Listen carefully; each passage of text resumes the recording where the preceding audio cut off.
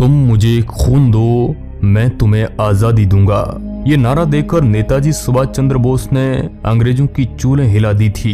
सुभाष चंद्र बोस ने ठान लिया था कि अंग्रेजों को भारत से बाहर खदेड़ना है और इसके लिए उन्होंने भारत से बाहर ही आजाद हिंद फौज बना डाली थी। अंग्रेजों की जुल्मकारी नीतियों ने उन्हें अंदर से इतना मजबूर कर दिया था कि उन्होंने अंग्रेजों के खिलाफ सशस्त्र विद्रोह छेड़ दिया। आजाद हिंद फौज से अंग्रेज इतना घबरा गए थे कि लगभग साल 1945 तक आते आते अंग्रेजों का शासन उखड़ सा गया था। इसी घबराहट में अंग्रेज नेताजी को रास्ते से हटाने की पूरी प्लानिंग बना चुके थे, मगर नेताजी विदेश जाकर वहां से भी अंग्रेजों के खिलाफ घटनाओं को अंजाम देते रहे।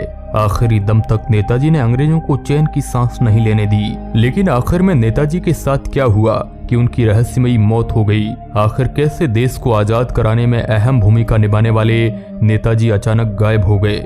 चलिए दोस्तों, आज की इस वीडियो रिपोर्ट में अंग्रेजी शासन को उखाड़ फेंकने वाले महान क्रांतिकारी नेताजी सुभाष चंद्र बोस के बारे में डिटेल से जानते हैं। हेलो दोस्तों, मैं हूं आपका दोस्त सुरेश सांचोरी और आप हिस्ट्री टेलीविजन यूट्यूब चैनल देख रहे हैं। दोस्तों, सुभाष चंद्र बोस का जन्म 23 जनवरी 1897 को उड़ीसा के कटक में हुआ था। सुभाष चंद्र बोस गांधी जी के बड़े प्रशंसक थे।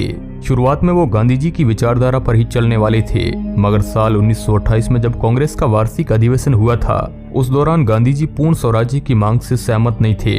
वहीं सुभाष चंद्र बोस को पूर्ण स्वराज्य की मांग से पीछे हटना मंजूर नहीं था, मगर ब्रिटिश सरकार ये मांग मानने को कतई राजी नहीं थी। इसके बाद फिर 1930 के कांग्रेस के अधिवेशन में यह तय किया गया कि 26 जनवरी को स्वतंत्रता दिवस के रूप में मनाएंगे। फिर तारीख आती है 26 जनवरी 1931। कोलकाता में राष्ट्र ध्वज फहराकर सुभाष चंद्र बोस एक विशाल मोर्चे का नेतृत्व कर रहे थे।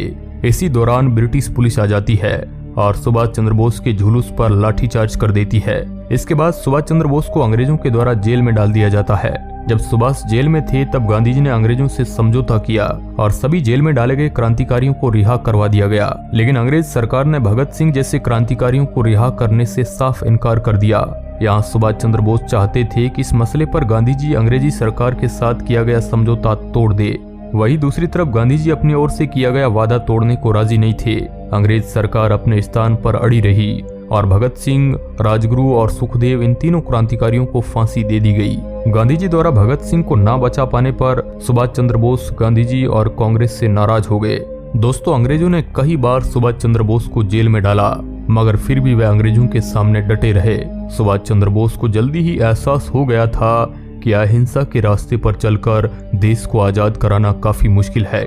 आजादी पाने के लिए बहुत सी जानें लेनी पड़ेगी और कई स्वतंत्रता सेनानियों को अपनी कुर्बानी देनी पड़ेगी। साल 1939 में कुछ कारणों की वजह से सुभाष चंद्र बोस ने कांग्रेस अध्यक्ष पद से इस्तीफा दे दिया और फिर 3 मई 1939 को सुभाष चंद्र बोस ने कांग्रेस के अंदर ही फॉरवर्ड ब्लॉक के नाम से अपनी पार्टी बना डाली और फिर कुछ समय बाद सुभाष चंद्र बोस को कांग्रेस पार्टी से निकाल दिया गया और बाद में फॉरवर्ड ब्लॉक अपने आप एक स्वतंत्र पार्टी बन गई।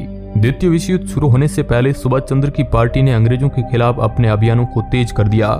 जगह जगह अंग्रेजों का विरोध किया जाने लगा, जिससे अंग्रेजों को लगा कि यहाँ मामला गड़बड़ हो सकता है, जिस कारण सुभाष चंद्र बोस की पार्टी के सभी मुख्य नेताओं को कैद कर लिया गया। द्वितीय विश्व युद्ध के दौरान नेताजी सुभाष चंद्र बोस जेल में रहना नहीं चाहते थे। अंग्रेजों को उन्हें रिहा करने पर मजबूर करने के लिए सुभाष ने जेल में आमरण अनशन शुरू कर दिया। हालात बिगड़ते देख अंग्रेज डर गए और सुभाष चंद्र बोस को रिहा कर दिया गया। लेकिन अंग्रेज ये भी नहीं चाहते थे कि युद्ध के समय सुभाष चंद्र बोस जेल से बाहर आजाद रहे और फिर ब्रिटिश सरकार ने उन्हें उनके घर में ही नजरबंद कर दिया। यहाँ भी वह ज्यादा दिन तक अंग्रेजों की कैद में नहीं रह सके और फिर जनवरी 1941 में सुभाष चंद्र बोस अंग्रेजों को चकमा देकर घर से भाग गए और अफगानिस्तान के रास्ते जर्मनी पहुंच गए, क्योंकि यहाँ पर रहना उनके लिए खतरों से खाली नहीं था, क्योंकि अंग्रेजों की नाक के नीचे वो बड़ी बड़ी घटनाओं को अंजाम दे रहे थे, जिस कारण अंग्रेज उनको रास्ते से हटाने की पूरी तैयारी कर चुके थे। सुभाष चंद्र बोस ने अंग्रेजों को भारत से बाहर खदेड़ने के लिए जर्मनी और जापान से मदद मांगी। जनवरी 1942 में उन्होंने रेडियो प्रसारण के माध्यम से अपने क्रांतिकारी विचार देने लगे, जिसने भारत के लोगों में आजादी की चिंगारी जला दी। अंग्रेजों के लिए यह चिंगारी काफी थी। अंग्रेजों का शासन हिल सा गया था, क्योंकि एक तरफ द्वितीय विश्व युद्ध से अंग्रेज काफी टूट चुके थे, वहीं दूसरी तरफ नेताजी के भाषणों से अंग्रेजी सरकार के खिलाफ जगह जगह प्रदर्शन होने लगे। सुभाष चंद्र बोस का मानना था कि अगर आजादी की इच्छा हर भारतीयों के दिल में उठे तो भारत को स्वतंत्र होने से कोई नहीं रोक सकेगा।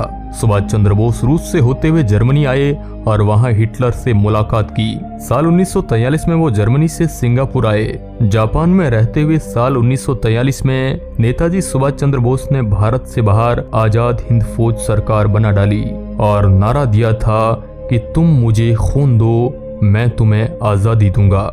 इसके बाद सुभाष को नेताजी कहा जाने लगा। फिर नेताजी ने अपनी सेना को मजबूत करने के लिए कई देशों की ओर से द्वितीय विश्व युद्ध के दौरान बंदी बनाए गए भारतीय फौजियों को रिहा करवाकर आजाद हिंद फौज में शामिल कर लिया गया। दोस्तों, अंग्रेजों को कानो कान खबर नहीं थी और भारत से बाहर उनके खिलाफ बहुत बड़ी फौज तैयार हो रही थी। इस तरह देखते ही देखते आजाद हिंद फौज में 55,000 सैनिक हो गए थे। नेताजी सुभाष चंद्र बोस ने ठान लिया था कि अब की बार अंग्रेजों का पूरी तरह से भारत से सफाया करना है। वहीं दूसरी तरफ अंग्रेज नेताजी को भारत में ढूंढ रहे थे। जब नेताजी की खबर अंग्रेजों को भारत में कहीं नहीं लगी तो उन्होंने सोच लिया था कि सुभाष चंद्र बोस उनसे डर करके कहीं छुप चुके हैं। मगर दूसरी तरफ नेताजी अंग्रेजों पर धावा बोलने का पूरा प्लान बना चुके थे। द्वितीय विश्व युद्ध के दौरान आजाद हिंद फौज ने जापानी सेना के सहयोग से भारत पर धावा बोला और नेताजी ने यहाँ पर नारा दिया, दिल्ली चलो।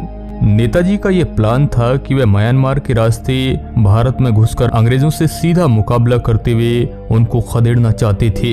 लेकिन तभी यहाँ पर कुछ ऐसा हो जाता है जिसकी आशंका कम थी, क्योंकि दोस्तों जापान जो कि नेताजी के साथ कंधे से कंधा मिलाकर खड़ा था, वह द्वितीय विश्व युद्ध में हार चुका था। ये खबर सुनकर नेताजी को काफी गहरा धक्का लगा, क्योंकि उस समय आजाद हिंद फौज जापान की तरफ से लड़ रही थी। जापान की हार मानो उनकी ही हार थी। मगर फिर दोनों फौजों ने अंग्रेजों से अंडमान और निकोबार द्वीप जीत लिए। ये द्वीप हारजी हुकूमतें आजाद हिंद के अनुशासन में रहे। नेताजी ने इन द्वीपों को शहीद द्वीप और स्वराज द्वीप का नाम दिया।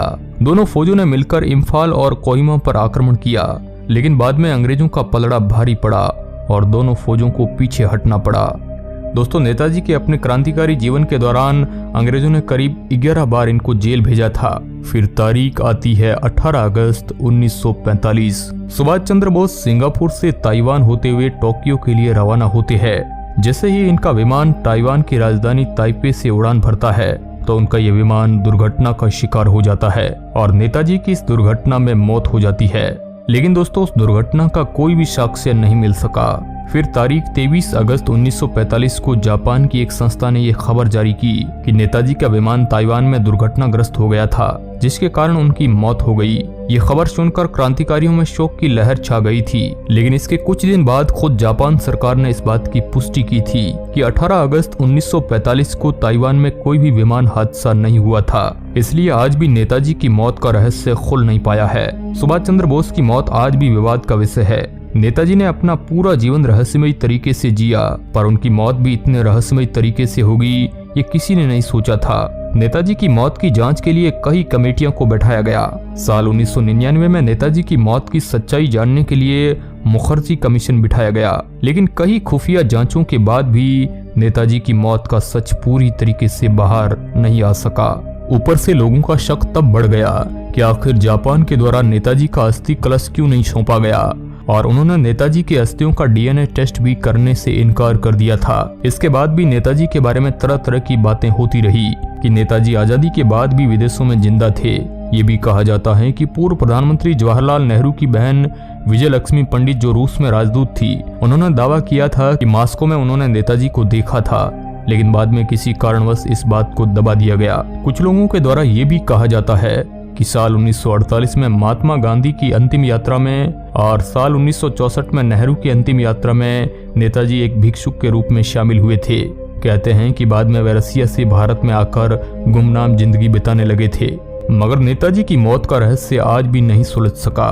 वहीं जब द्वितीय विश्व युद्ध समाप्त हुआ था, उसके बाद आजाद हिंद फौज के सैनिकों पर दिल्ली के लाल किले में मुकदमा चलाया गया। जब अंग्रेजों की इस हरकत का पता भारतीयों को चला तो वे भड़क गए थे। अंग्रेजी सेना में जो भारतीय सैनिक काम कर रहे थे, उन्होंने बगावत करनी शुरू कर दी थी। सैनिक विद्रोह ने ब्रिटिश सत्ता को हिला करके रख दिया था। इस तरह साल 1947 तक आते आते अंग्रेजों को ये पूरी तरह एहसास हो गया था कि अब भारत में पांव जमाए रखना बड़ा मुश्किल है। और फिर ऊपर से अंग्रेज एक तो द्वितीय विश्व युद्ध से टूट चुके थे और ऊपर से क्रांतिकारियों का विरोध बढ़ता जा रहा था और आखिर में उन्हें भारत को आजाद करना पड़ा।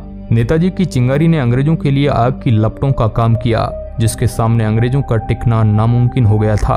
उन्होंने जिस आजादी की चिंगारी को लगाया था, उसके 2 साल बाद देश तो आजाद हो गया, पर नेताजी इस दुनिया को रहस्यमय तरीके से अलविदा कह गए। दोस्तों, भारत के उन वीर क्रांतिकारी नेताजी सुभाष चंद्र बोस के बारे में आपका क्या कहना है, हमें कमेंट के माध्यम से जरूर बताएं और कमेंट बॉक्स में जय हिंद जरूर लिखिएगा। वीडियो के अंत तक बने रहने के लिए आपका बहुत बहुत